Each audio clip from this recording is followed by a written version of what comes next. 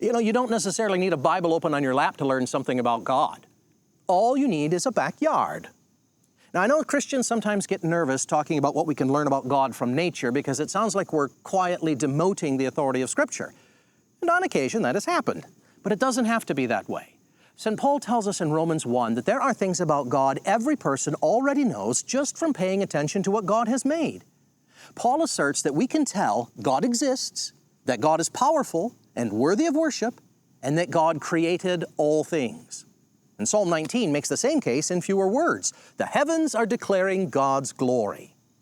Now, we call all this stuff we learn about God from creation general or natural revelation because it's available to everyone generally and because its source is nature rather than Scripture.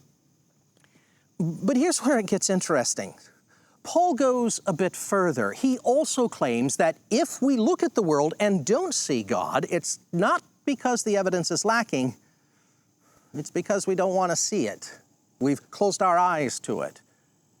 Now, I know that's a serious accusation, and it only works if Paul really had the authority to make it, which is the whole question, but that's for another time. For today, here's your assignment, and the only equipment needed is your eyes. Go outside right now. I don't care what the weather's doing, and look.